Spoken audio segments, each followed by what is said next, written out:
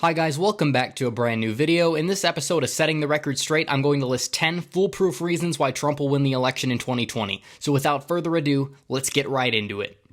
Alright, so reason 1 is incumbency advantage. The incumbent party has only lost once since 1896 after serving just one term. That would have been Jimmy Carter in 1980, who suffered due to approvals in the low 30s and a weak economy combined with unpopular foreign policy. Trump has kept his America First promises abroad and has sustained and accelerated unprecedented growth of the stock market and jobs, particularly in the manufacturing sector. Carter also underperformed due to John Anderson, taking 7 to 8% of the popular vote. It was possible he could have beaten his approval rating by over 12 points in the popular vote without Anderson in the race. Now, this criteria excludes presidents such as Ford in 76 and Bush in 92, simply for the fact that the incumbent party had held the White House for multiple terms before them. I know people in the comment section would mention that, so I just wanted to clear that up. Reason 2. Trump is relatively immune to scandal. Trump has been hit with every negative epithet possible, from being called a failed businessman to a racist, sexist, homophobic, Islamophobic, arachnophobic, anti-Semitic Israeli pawn, Hitler rapist, Nazi tax evader, draft-dodging Russian agent who puts kids in death camps. Yet his approval rating has actually risen significantly since the negative media coverage began, from 22.7% post his presidential announcement in 2015. To 37.5% on Election Day 2016, to 43.5% today. His job approval rating sits even higher, at over 44%, which is up 7 points over the last 20 months. Contrary to popular belief, his core base is actually growing, despite the media's coverage, proving that he is immune to the negative media tailspin. Reason 3. It's the economy, stupid. The unemployment rate sits low at 3.6%. The unemployment rate for women and minorities is the lowest in history. Wage growth for minorities, which was way down under Obama, has hit an all-time high. Blue-collar wages are rising at unprecedented levels, and inflation remains relatively low despite all of this. The stock market is up 50% since Trump's election, and could be even higher if the trade deals get worked out. Annual GDP has hit 3%, a number Obama said would never happen again. Manufacturing jobs, unlike many have expected, have made a massive comeback under the Trump administration. 6 times more manufacturing jobs were created under Trump's first 2 years than under Obama's last 2 years. I guess Trump found that magic wand that Barry Boy was talking about, am I right?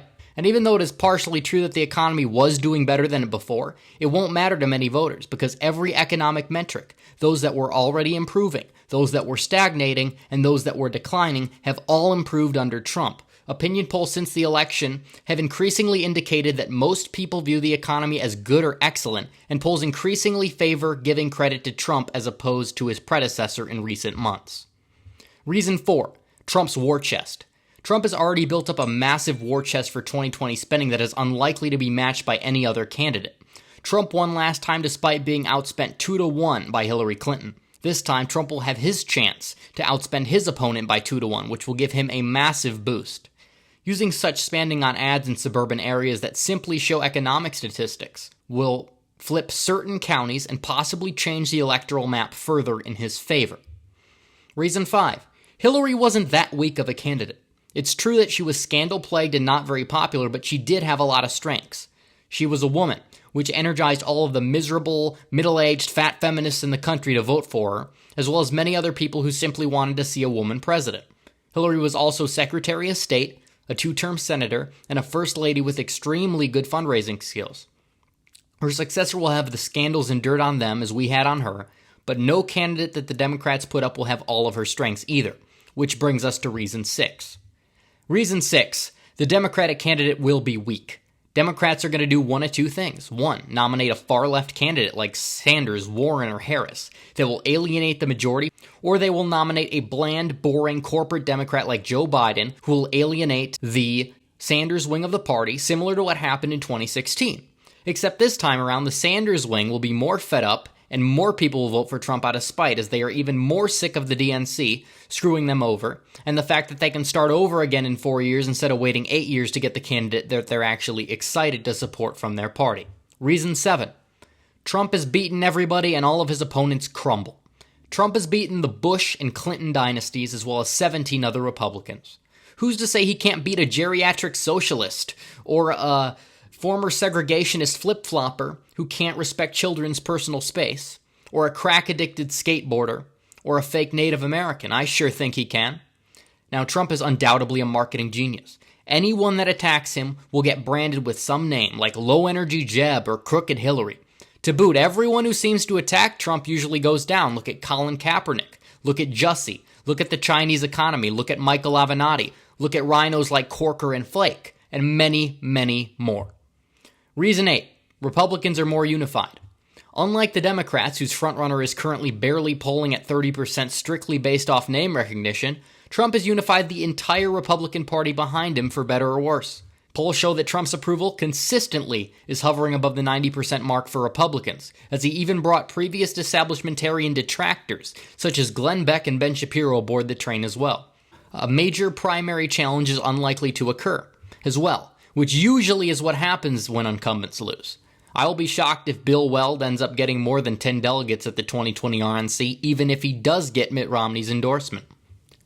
Reason number 9, Democrats have an optics issue. Democrats have embraced socialism, some of them even calling for open borders, the abolishment of ICE, the abolishment of private health care, the ridiculous Green New Deal, and support of Palestine over our greatest ally in the Middle East, Israel. Their real Speaker of the House is a bartender that did not even know what a garbage disposal was until 2 weeks ago. And this new wave of radicalism only makes Trump look good in comparison to the independents in the suburbs, which will more than likely decide the election in swing states. Reason 10. Guys, Trump wasn't that bad. Democrats and the media had convinced people that the economy and stock market would crash. Trump would give our enemies nuclear weapons. World War III would begin. Trump would kick all Mexicans and Muslims out of the country, bring back slavery, and Mike Pence would shock all of the gays straight. In reality, our economy has continued to improve, and its growth has even accelerated to hit 3% annually in 2018. A new manufacturing boom has occurred, proving Trump could keep his promises to the people who got him elected. Our foreign relations have improved around the world, as while peace with North Korea has not yet occurred, the fact that we are talking to them is unprecedented. ISIS currently is all but defeated, mainly under Trump's watch. Instead of bringing back slavery, Trump has liberated many people from institutional slavery in the system through the First Step Act, which was something that wasn't even originally part of his campaign. Wages for minorities, meanwhile, sit at an all-time high, and while fake hate crimes also sit at an all-time high, a study from Harvard in 2019 showed that race relations were stagnant under the Obama period, but actually have gone increasingly up in terms of better race relations in the Trump administration. And instead of performing electroshock therapy on all of the gays, Trump has launched an unprecedented initiative to decriminalize homosexuality throughout the world. So, there you have it.